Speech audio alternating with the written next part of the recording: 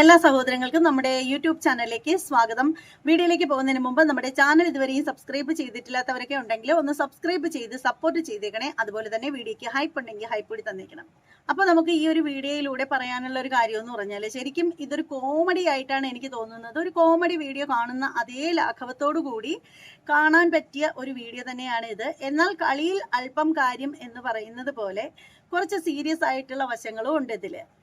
നമുക്കറിയാം, 10 വർഷം നമ്മളെ ഭരിച്ചു മുടിപ്പിച്ച ഒരു പാർട്ടിയെ നമ്മൾ പിന്നിലാക്കിയിട്ടാണ് നമ്മൾ കോൺഗ്രസ് പാർട്ടിയെ ജയിപ്പിച്ച് ഇപ്പോഴത്തെ മന്ത്രിയായിട്ട് നമ്മൾ VD സതീശനെ അവിടെ കൊണ്ടുവന്ന് ഇരുത്തിയിരിക്കുന്നത്. ശരിക്കും ഇപ്പോൾ നമ്മൾ ആ ഒരു അസംബ്ലിയിൽ നടക്കുന്ന വാഗ്വേദങ്ങളൊക്കെ ശരിക്കും നമ്മൾ കാണുകയാണെങ്കിൽ ശരിക്കും അവിടെ നടക്കുന്നതെന്ന് പറഞ്ഞാൽ സീരിയസ് ആയിട്ടുള്ള കാര്യങ്ങൾ തന്നെയാണ്. പക്ഷെ കേൾക്കുന്നത് നമുക്ക് അതിലൊരു കോമഡി പോലെയാണ് ഫീൽ ചെയ്യുന്നത്.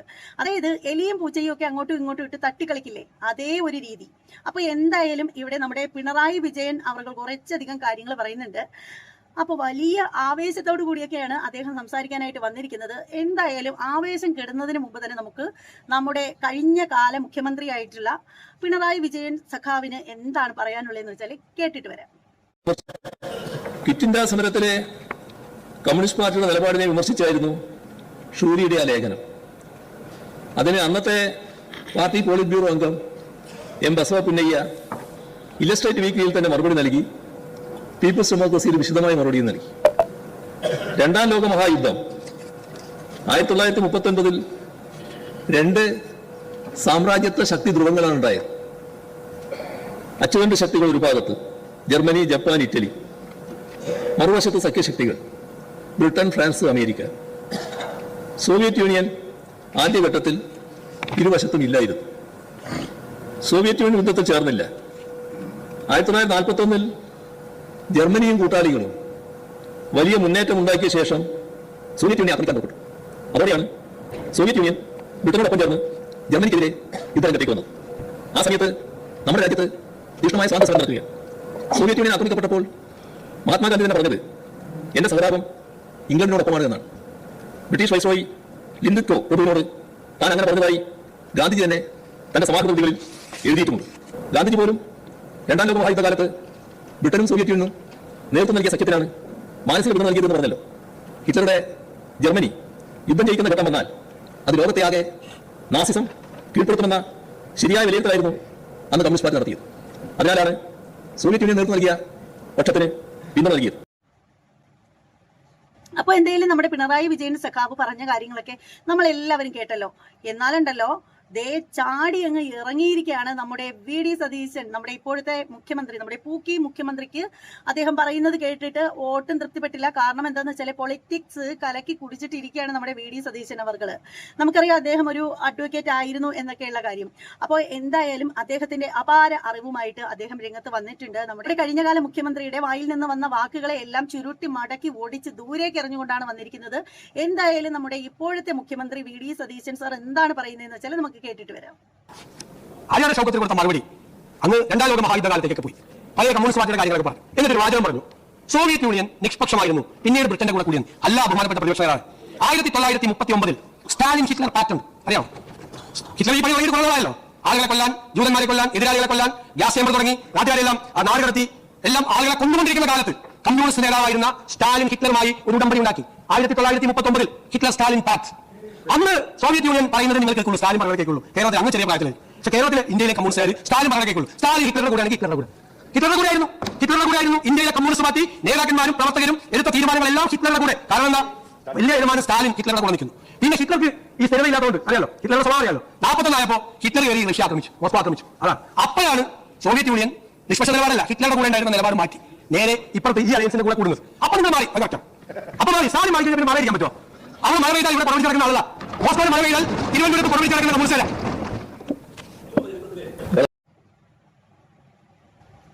അങ്ങനെ നമ്മുടെ ഇപ്പോഴത്തെ മുഖ്യമന്ത്രി പറഞ്ഞ കാര്യങ്ങൾ കേട്ടപ്പോൾ ശരിക്കും പറയുകയാണെങ്കിൽ ശരവേഗത്തിലാണ് അദ്ദേഹം കാര്യങ്ങളൊക്കെ സംസാരിക്കുന്നത്.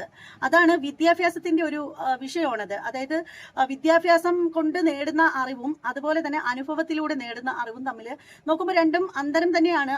അതായത് അനുഭവത്തിലൂടെ വരുന്ന അറിവ് എന്ന് പറഞ്ഞാൽ ശരിയാണ്, ആ ഒരു അറിവ് എന്ന് പറഞ്ഞാൽ ആരും പ്രത്യേകിച്ച് പറഞ്ഞു പഠിപ്പിക്കുന്നതല്ല, എഴുതി പഠിപ്പിക്കുന്ന സംഭവങ്ങളൊന്നുമല്ല.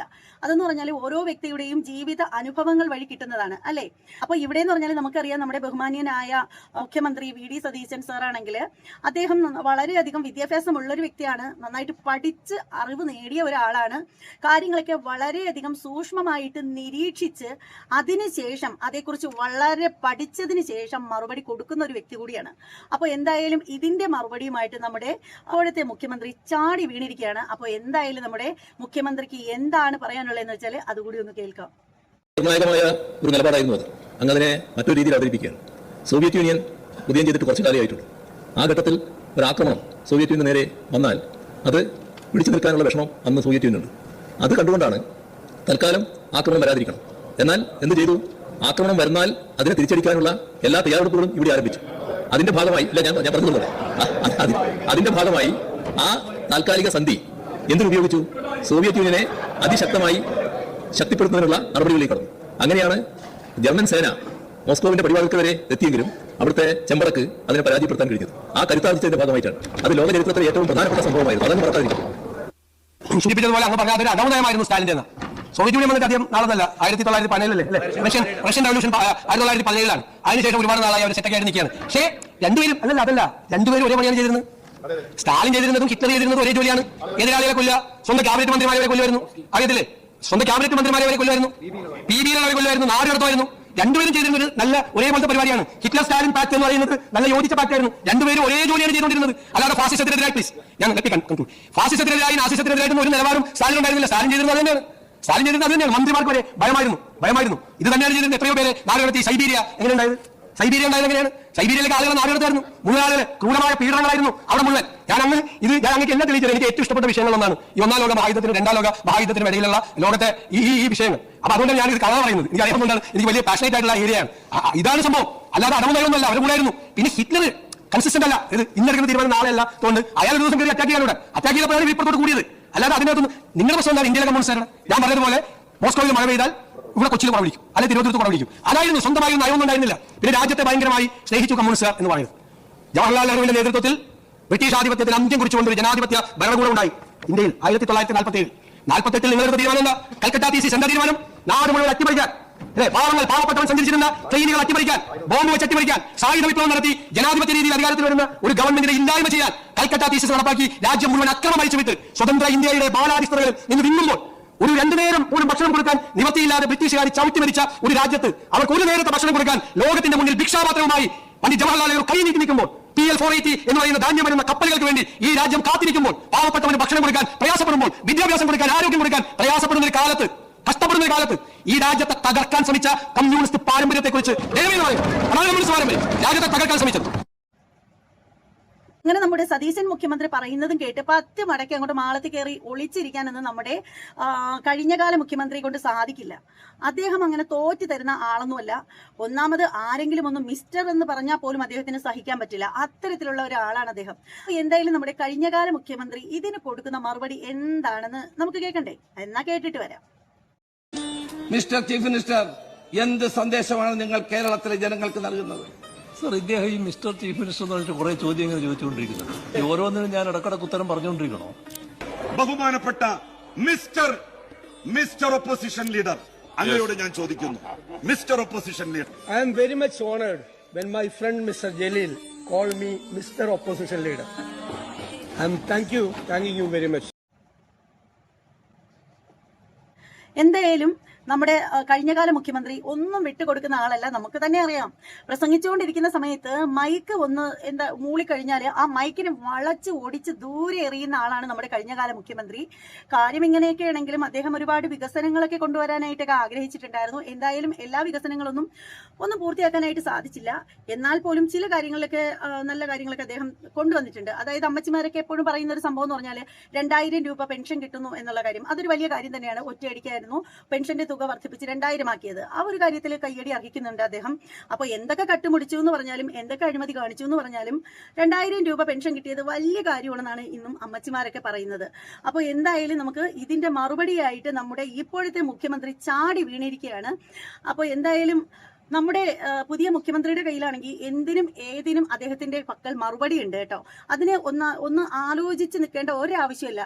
ഓൺ ദി സ്പോട്ടിലാണ് പുള്ളിക്കാരൻ. അതായത് നമ്മുടെ തോക്കിൽ നിന്നും ബുള്ളറ്റ് തെറിക്കുമല്ലോ, അത്ര സ്പീഡിലാണ് അദ്ദേഹത്തിന്റെ ആ ഒരു പ്രതികരണം എന്ന് പറയുന്നത്. അപ്പോൾ എന്തായാലും നമ്മുടെ മുഖ്യമന്ത്രി ഇപ്പോൾ എന്താണ് പറയുന്നതെന്ന് വെച്ചാൽ, അതായത് നമ്മുടെ കഴിഞ്ഞകാല മുഖ്യമന്ത്രി പറഞ്ഞതിന് മറുപടിയുമായിട്ട് നമ്മുടെ ഇപ്പോഴത്തെ മുഖ്യമന്ത്രി എന്ത് പറയുന്നു എന്ന് കേട്ടിട്ട് വരാം. പിന്നെ രാജ്യത്തെ ഭയങ്കരമായി സ്നേഹിച്ചു കമ്മ്യൂണിസ്റ്റുകാർ എന്ന് പറയുന്നു. ജവഹർലാൽ നെഹ്റുവിന്റെ നേതൃത്വത്തിൽ ബ്രിട്ടീഷ് ആധിപത്യത്തിന് അന്ത്യം കുറിച്ചുകൊണ്ടൊരു ജനാധിപത്യ ഭരണകൂടം ഉണ്ടായി ഇന്ത്യയിൽ 1947. 48 നിങ്ങളെടുത്ത തീരുമാനം എന്താ? കൽക്കട്ട തീസിസ് എന്താ തീരുമാനം? നാട് മുഴുവൻ. അപ്പോൾ എന്തായാലും ശരിക്കും നമ്മളൊരു കോമഡി ഫിലിം കണ്ടാലോ അല്ലെങ്കിൽ നമ്മളൊരു റീൽസ് കണ്ടാലോ മറ്റ് എന്ത് കണ്ടാലും ഇതുപോലെ ഒരു എന്താ പറയുന്ന എന്റർടൈൻമെന്റ് കിട്ടില്ല എന്ന് എനിക്ക് പറയാനുള്ളൂ. കാരണം നേരത്തെ പോലെയൊന്നും അല്ല. ഇപ്പോൾ പാർലമെന്റിൽ നടക്കുന്ന വർത്തമാനങ്ങളൊക്കെ നമ്മൾ സോഷ്യൽ മീഡിയ വഴി നമ്മൾ കണ്ടുകൊണ്ടിരിക്കുകയല്ലേ. ശരിക്കും ഇപ്പോഴത്തെ ഈ ഒരു സംസാരങ്ങളും രീതികളും ഒക്കെ കാണുന്ന സമയത്ത് നമുക്ക് ശരിക്കും ഫീൽ ചെയ്യുന്നതെന്ന് പറഞ്ഞാൽ വളരെ എന്താ പറയുന്നത്, ഒരു കോമഡി ഫിലിം കാണുന്നത് കണക്കാണ് തോന്നുന്നത്. പൊളിറ്റിക്സിന്റെ ഒരു കോമഡി ഫിലിം കാണുന്നത് പോലെയാണ് തോന്നുന്നത്. അപ്പോൾ എന്തൊക്കെ പറഞ്ഞാലും എടുത്തു പറയേണ്ട ഒരു കാര്യം എന്ന് പറഞ്ഞാൽ നമ്മുടെ പുതിയ മുഖ്യമന്ത്രി ഇതുവരെ ഓക്കെ ആണോ എന്ന് ചോദിച്ചാൽ ചില കാര്യങ്ങളിലൊക്കെ ചെറിയ ചെറിയ അലംഭാവം കാണുന്നുണ്ട്. എന്നാലും കുഴപ്പമൊന്നുമില്ല. എന്തായാലും 10 വർഷം നമ്മൾ സഹിച്ചതിന്റെ അത്ര സഹിക്കേണ്ടി വരില്ല എന്ന് തന്നെയാണ് എന്റെയും അഭിപ്രായം. എന്തായാലും നല്ല രീതിയിലുള്ള ഒരു ഭരണം കാഴ്ചവെക്കട്ടെ എന്ന് മാത്രമേ പറയാൻ സാധിക്കുകയുള്ളൂ. അപ്പൊ എന്തായാലും ഇനിയും നമ്മുടെ കഴിഞ്ഞകാല മുഖ്യമന്ത്രിയോട് പറയാനുള്ള ഒരു കാര്യം എന്ന് പറഞ്ഞാൽ, താങ്കളുടെ ദേഷ്യവും ഗർവവും ഒക്കെ ഒന്ന് കുറച്ച് വെച്ച് കഴിഞ്ഞാൽ ഇനിയും നിങ്ങൾക്ക് താമസിച്ചു പോയിട്ടില്ല. ശരിക്കും കമ്മ്യൂണിസ്റ്റ് എന്ന് പറയുന്ന ആ ഒരു പാർട്ടിയോട് ആർക്കും ഒരു വിരോധമില്ല. വിരോധമുള്ള ആളുകൾ ഉണ്ടാവാം, പക്ഷേ എൻ്റെ ഒരു അഭിപ്രായത്തിൽ അങ്ങനെ അധികം ആർക്കും വലിയ വിരോധമൊന്നുമില്ല.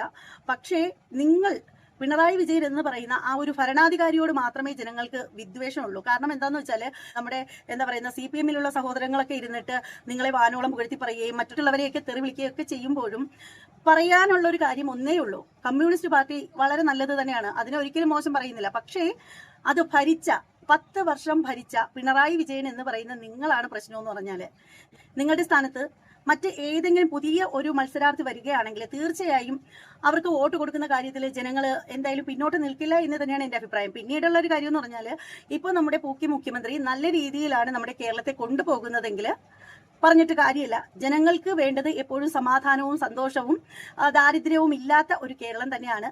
അപ്പോൾ എന്തായാലും കൂടുതലായിട്ട് ഒന്നും പറയാനില്ല. എന്തായാലും ശരിക്കും ഇത് കാണുമ്പോൾ ഇവരുടെ ഈ ഒരു അങ്ങോട്ടും ഇങ്ങോട്ടുള്ള പഴിപറച്ചിലും പിണക്കങ്ങളൊക്കെ കാണുമ്പോൾ തോന്നുന്നതെന്ന് പറഞ്ഞാൽ, കൊച്ചുകുട്ടികളെ നമ്മൾ കാണില്ലേ, അങ്ങോട്ടും ഇങ്ങോട്ടും അടാ വാ അടാ പോടാ എന്നൊക്കെ പറഞ്ഞിട്ട് അങ്ങോട്ടും ഇങ്ങോട്ടും നീ അത് ചെയ്തു, അപ്പോൾ പറയും ഞാനല്ല നീയാണത് ചെയ്തത്, നീ എന്നെ ഇന്നത് ചെയ്തില്ലേ, അപ്പോൾ അടുത്ത കുട്ടി പറയും നീയല്ലേ എന്നെ ആദ്യം ചെയ്തത് എന്നൊക്കെ പറഞ്ഞ് അങ്ങോട്ടും ഇങ്ങോട്ടും വഴക്കടിക്കില്ലേ. അതേപോലെയാണ് എനിക്കിത് കാണുമ്പോൾ തോന്നുന്നത്. എന്തായാലും വളരെ കോമഡി ആയിട്ടുള്ള കാര്യങ്ങളാണ് ഓരോ ദിവസം നമ്മൾ കണ്ടുകൊണ്ടിരിക്കുന്നത് സോഷ്യൽ മീഡിയ വഴി. എന്തായാലും ഈ വീഡിയോയെ കുറിച്ചിട്ടുള്ള നിങ്ങളുടെ ഓരോരുത്തരുടെയും അഭിപ്രായം എന്താണെന്ന് വെച്ചാൽ കമന്റ് ബോക്സിൽ രേഖപ്പെടുത്തുക. മറ്റൊരു വീഡിയോ ആയിട്ട് ഇനിയും കാണാം. അതുവരെ എല്ലാവർക്കും ബൈ.